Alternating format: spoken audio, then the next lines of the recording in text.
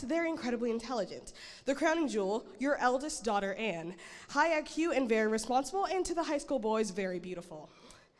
You're invited to speak in Europe, and you, being in your 50s, have a sort of existential crisis that one day you won't be there anymore.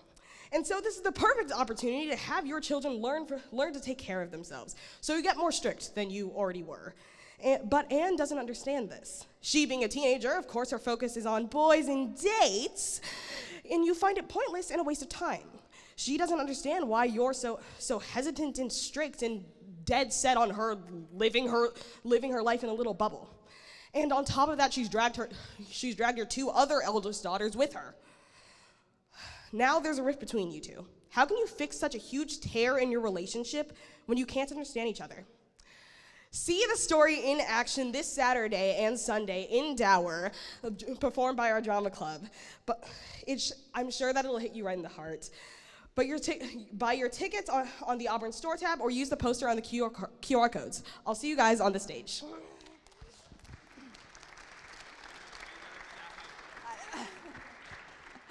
Okay, even though I love the freshmen and sophomores, sorry guys, this announcement's just for the juniors.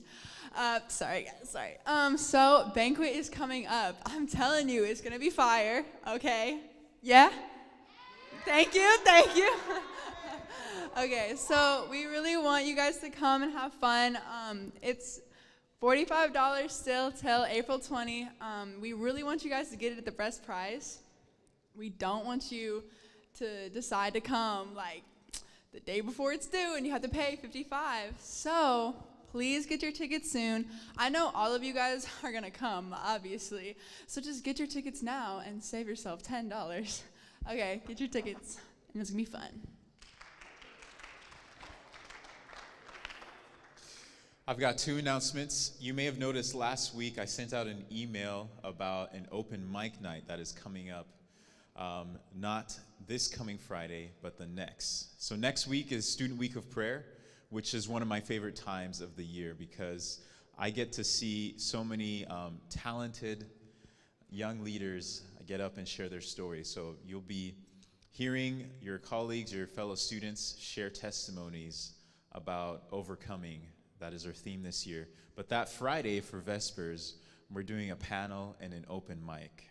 And so I'll send out the email again just so it comes back up at the top of your Jupiter emails, but we're looking for poets, singer-songwriters, dancers, whatever art form you want to share on the theme of overcoming. And so if you like to write poetry and you have a piece you want to share, we'd love to hear that.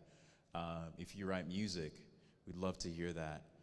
If you dance, we'd love to see that as well. So email me. I'll bump that email again. But we're looking for that for the open mic night. In the email, please include a brief outline of what you plan to share. And then we'll go from there. The second announcement is it is that time of year again. Campus Ministries applications are open for next year. And so look for an email on that as well with a link. There'll be posters as well where if you don't want to just hit the link, you can also pull out your phone and scan. It'll take you to the application form. There's also a link that has all the job descriptions.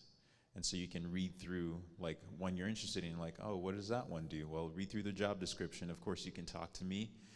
Applications will be due April 24. So there's still time.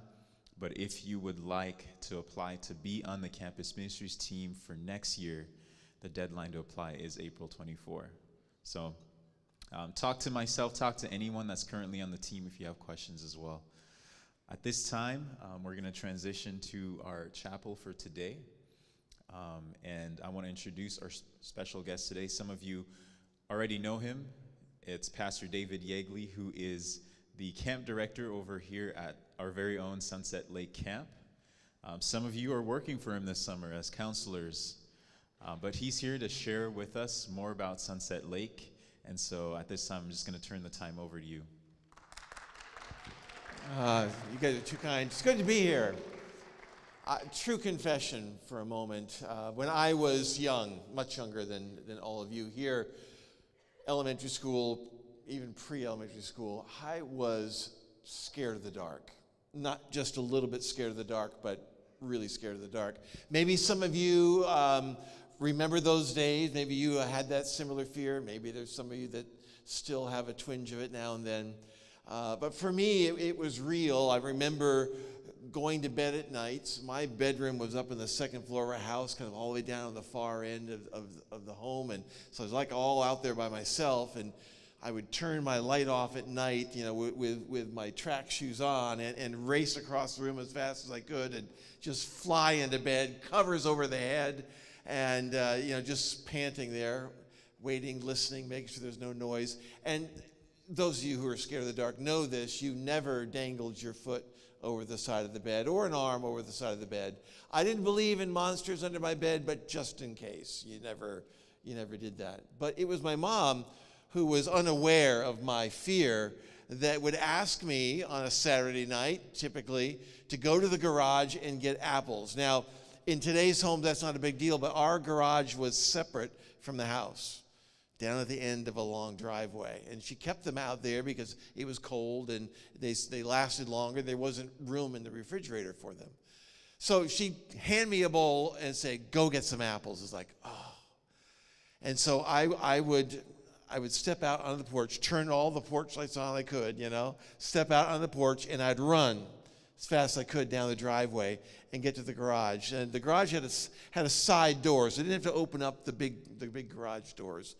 But I would open up the door, and those of you, again, who are scared of the dark, know you never look into a dark room when you're scared of the dark. So you open the door backwards, right? And you reach your arm around until you find the light switch. You flip it on, then you can turn around, look in, walk in. I was fine in the garage. It wasn't the fact that it was far away from the house. It was the dark that was the problem.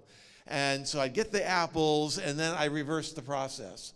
So I'd turn my back to the door, fumble around, flip the light switch off, get my eyes focused on the porch light that was still shining, shut the garage door, then run as fast as I could to the house without spilling the apples. My mom always wondered why I came in the house out of breath after I'd gotten the apples. She never figured it out. I was terrified of the dark. Then in 8th grade, for my birthday, I got a telescope. I don't know why I had an interest in the stars. I think it was because my brother was kind of interested in astronomy, and that sounded fun to me. And so I put a telescope on my birthday list. It was just a cheap telescope, nothing expensive, and it sat in my room for a long time. And I thought, well, now that I have a telescope, I have to take it out into the dark if I want to see the stars. And that idea didn't really appeal to me. And so I would take my telescope out during the daytime and look at trees and look at birds in my neighbor's house, which probably wasn't the best thing to do, but all those things that you would do as a kid. But I would not take it out at night. And my older brother, Jeff, noticed this. And he came home from college one time and he said, hey, why don't we go outside and I'll show you some things. And so at night, we went out into the backyard, set up the telescope, and then he started showing me all the things in the sky that he knew how to find. There was the rings, the cloud bands on Jupiter with the moons. You could see the rings on Saturn. We looked at some star clusters. I think maybe the Orion Nebula was up that night. It was all kinds of things. And I was so focused on what I was seeing, so focused on what was up there, I never thought about being afraid. I never thought about being nervous. Plus, my brother was there. But I remember the night when I made the decision to go out on my own. And it's really hard to be an astronomer when you're scared of the dark. It doesn't really work too well. But I decided this is it. Tonight's the night. I'm going out on my own. I'm going to try to find the things that my brother showed me. So I took my telescope out. I was a little nervous, a little freaked out, but it was just my backyard. And it wasn't like it was way out in the middle of nowhere. And so I started trying to find all the things that my brother had shown me. I found a lot of them. And I noticed that as long as I kept my eyes on the stars, I wasn't afraid. And that became my passion. And it was astronomy and the love of stars that helped me overcome my fear, because I found out that if you really want to see the stars, you have to go where it's really, really dark. In fact, the darker it was, the better you saw the stars, which meant I drove out of town, out to city parks or township parks at the edge of town, or I would drive out, far, far away, out in the country somewhere and set up my telescope. And the further away I was from light sources, the darker it was, the better the stars. And little by little, I learned to not be afraid anymore because of where I set my sights. I don't know about you, but there's a lot that we can be afraid of in today's world. There's a lot that can overwhelm us, a lot of fears that can consume us. And it's not just being afraid of the dark. There's all kinds of things in our world that can overcome us. And I've learned through that story of how to deal with them. Abraham, I don't know if this is true, and it's probably not in the Hebrew anywhere, but I believe that Abraham was scared of the dark as well. And I think that because of what happens in Genesis chapter 15. You may not have brought a Bible, but if you have one in front of you there, you may want to look. We're at Genesis chapter 15, starting in verse 1. Now you got to understand, Abraham has been asked by God to leave his country, travel to a whole new land. So he left family behind, everything, and here he is living in a foreign land as a stranger. God promised to give him the land, but he's still living in a tent on borrowed property. And God said, when you go, I'm going to make you a great nation. You're going to have all kinds of descendants. And Abraham is still childless. And now he's just come off of a rather scary time when his cousin Lot was captured by foreign armies, and they had to go rescue him and bring him back. And so Abraham's feeling really vulnerable as we get to chapter 15. And in verse 1, God comes to him in a vision. And the first thing he says is, don't be afraid. Now, why would God say, don't be afraid, if Abraham wasn't already terrified? He was scared. All the promises, God, that you've given me, and nothing's coming true. Am I just following nothing? Is this just all a lie? Are you just making this all up? I've got no heir. My servant's going to get everything, and yet you promised to make me a great nation. And I love what God does. He reminds him of who he was, who he is. And then he said to Abraham, come outside with me. It's kind of like my brother Jeff. Come on outside with me. And so Abraham comes outside with God. And God says, look up into the sky and count the stars if you can. And that's how many descendants you will have. And somehow, with his eyes turned upward, with his gaze on the stars, it says that Abraham believed. And I think his fear went away. He had his eyes on the stars. For some of you who are dealing with fear, whatever kind of fear that might be, there is a star. That bright and morning star, as Jesus calls himself, that he says, keep your eyes on me. Don't look away. It's kind of like Peter getting out of the boat to walk in the water, right? Jesus says, keep looking at me. As long as you look at me, you're okay. And the moment Peter got distracted and the fear started creeping back in, he started to sink again. Jesus says, keep your eyes on me. Count the stars with me. Let me take away your fear. And I love the verse that's in the New Testament that says perfect love, which is what Jesus is. He is the embodiment of perfect love. Perfect love casts out all fear. This summer at camp, we want to confront our fears. We want to confront the things that terrify us, the things that keep us up at night, the things that make us wonder, is God really there? Does God really care? I don't know what fears you have. I know what I bring to the table. And this summer, we want to give an invitation to all of our campers that come to turn their eyes onto Jesus and look at him and allow that perfect love to cast out the fears that we hold. So we're going to tell the story of Abraham, which is such a classic story, but we're going to tell it in a different way. And I won't give away the punchlines or anything, but but it might have something to do with sci-fi. I'm just going to say that. We always love to tell Bible stories in fun and unique ways, and there might even be some aliens along the way. It's going to be a good time, but that's the story. I mean, we're telling the story because we want you to encounter a God who wants to take your fear away.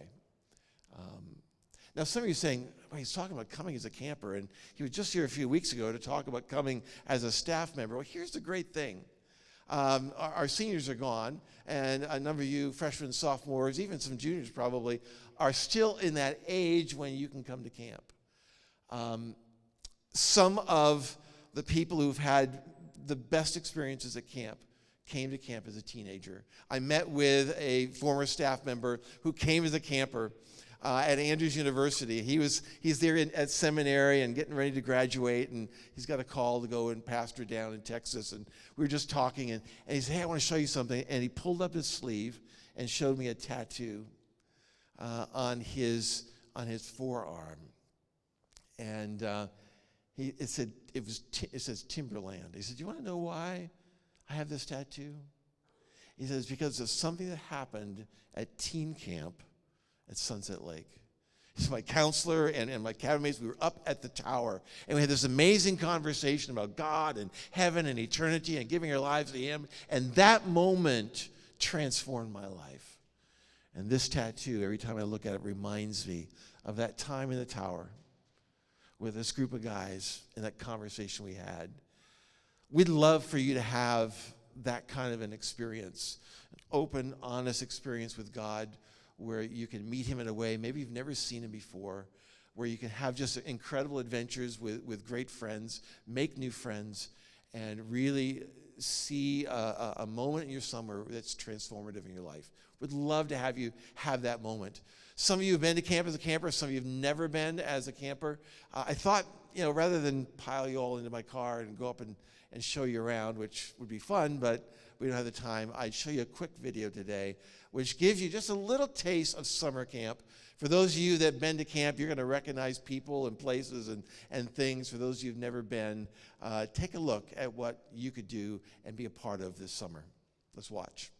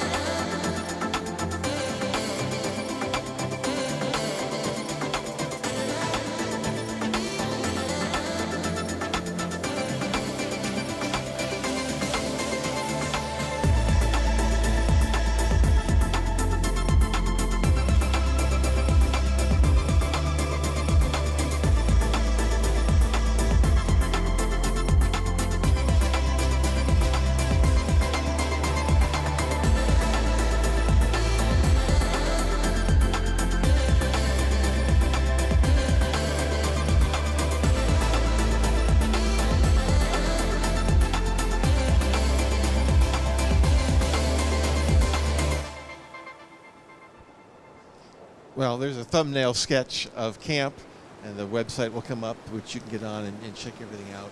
We'd love to have you join us this summer. For some of you, it might be your very last summer to be able to come to camp. Particularly for those of you who've been coming year after year, we really value and want to honor those people who come and stay on through that year 17. And we always do special things for that group that are going to be there for their last summer. What this video didn't capture is the real power of camp. If I sit down and were to talk to any number of you that have come multiple years and ask, why do you keep coming back? Most of the time, what I don't hear is, I come back because I just love the zip lines so much, or I come back because I love the horses so much. And all those things are fun and have a huge part of camp. But what I hear is, I come back every year because I just love the way I'm valued at camp. I love the way that I feel like I just belong there. I love the fact that camp is the one place where I can really see Jesus for who he truly is. These are the kind of things we hear. These are the things that's hard to capture in a video. We'd love to share it with you. We'd love for you to be a part of camp. I came from camp this morning. It was snowing, and it's hard to believe that summer's around the corner, but it's really quiet this time of year. There's not many people at camp, and we just have weekends filled. Camp is what it is because of you. And if you aren't there this summer, there's a part of camp that's going to be missing. And we'd love for every one of you to share the experience. So on the way out, there's cards on the round table. Feel free to grab one. It is worth $10 off of registration if you want to apply. I'll also say this, there's a scholarship program that we have available for all of our campers. So when you register, because a base rate for a week of camp is $495. For some of you, that's going to be a stretch, and that's okay. We know that, and we want to recognize that and make sure that that's not the determining factor whether you come to camp or not. So the scholarship money can cover up to half the cost, and there are other ways to begin to even make up the difference even more, whether it's talking with your local church or going out and raising money and doing some odd jobs and whatnot to get that extra money. But please let us know if finances are an issue. We want to do everything we can to remove that barrier because we believe in what we offer so much. And for those of you here that are 17 and up, and I realize our seniors are gone, so that may not be many of you, we still are looking for just a handful of positions. So don't be afraid to come and talk to me about that if you are the right age to do that. For the rest of you, join us for a week of camp. Our belief is that this 1 week of summer could be a defining moment for you. Last story really quick. I had a refrigerator repairman come out one evening. Our refrigerator was on the brink, and we were sitting outside waiting for the refrigerator to cool down to see if it really worked. And he told me a story 40 years ago when he was a camper at Sunset Lake. And as he told the story of how his counselor impacted his life, he began to weep right there in the parking lot. 40 years after that moment, it still impacted him. It still changed him. Camp has done that in my life. I hope it can do it for yours as well. Let's pray as we wrap up. Lord Jesus, thank you that you are a big God and that you are a God who loves and cares for us. And while you created the stars, and as Revelation says, you hold the stars in your right hand, with that same hand, you're willing to come down and touch our lives and change us. Thank you for caring for us. Thank you for being willing to take the fear that can sometimes overwhelm us away from us. And I pray this summer, as we share together a week of camp, that we can encounter you in a new way, and we can see you, that perfect lover who will take our fears away. I pray for this student body, Lord, as they are wrapping up their school year. There's people here who are worried about grades, trying to figure out how they're going to get all their projects done. Lord, today I pray that you'll step in and give them peace, give them the assurance that you're walking with them. In your name we pray. Amen. Thank you, Pastor David.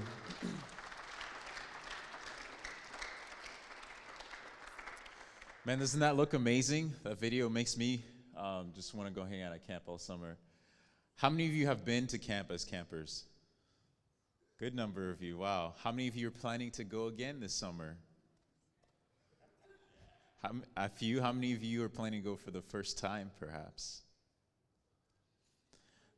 We have, you're thinking about it, we have a couple minutes left. Do any of you have like a burning question you have for Pastor David about Sunset Lake that you would like to ask? Yes. Oh, thanks for asking that. You know, a typical day at camp, it's a week-long program, so it's Sunday to Sunday. You're up usually around 7 or so. Breakfast is around 8, and you go to morning worship sometime around 9:30. By 10 o'clock, you're heading off into your activity area. What you do at registration is you choose one of our activity areas that you're going to focus on all week. So maybe it's going to be aquatics or horsemanship or challenge course or whatever else it might be. We saw a number of the classes there. Every morning you go to there, you've got 2.5 hours. So by the end of the week, you know, if you're taking, let's say, like a robotics, we saw that, you're really able to delve in and learn a lot and experience a lot with that and get to know the staff that you're working with that.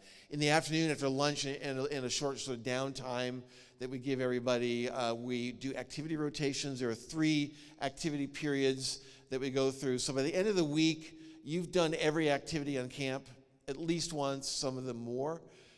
In the evenings after supper, we do an all-camp recreation, some kind of big game the staff join in on, and it's always lots of fun. Capture the flag or whatever it might be. And then our evening program, which you caught just a glimpse of it there at the start of the little video, and that wraps up our day.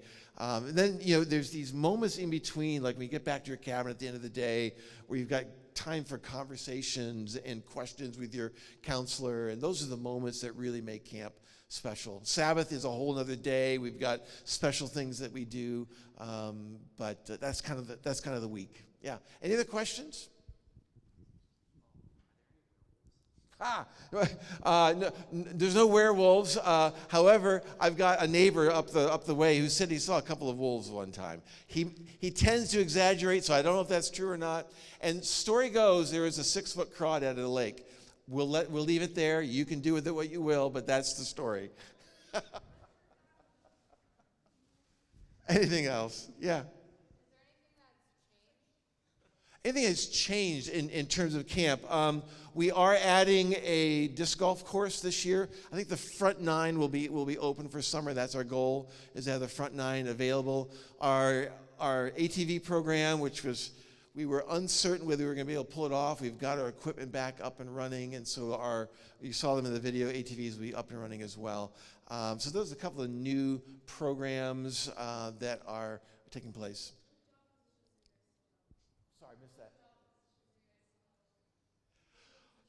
Yeah, I've got guys counselors, which wouldn't work for you, obviously. And we have an office position. I've got a videographer I'm looking for. That's a big one. I have a couple of our activity areas. I'm still looking for someone to help in the ATVs. I'm looking for someone to help in nature, I think, and possibly archery. And I've got several people right now that are on we've offered them jobs. They're waiting to hear back from them. So if those people say no, there's going to be other spots that might open up along the way. So if you are interested, give us a call. We can let you know it's available, and that'd be great. Anybody else? Good. We're really close. I mean, we're 30 minutes away, and if you're curious about camp or want to know more and can get away, come on up and take a look around, ask questions. We're always happy to have visitors. So. Thanks, everybody. Courage to you as you wrap up your school year. I know there's a lot going on, and it can get overwhelming, but you've got this, all right? So we'll see you at camp. Thank you, Pastor David.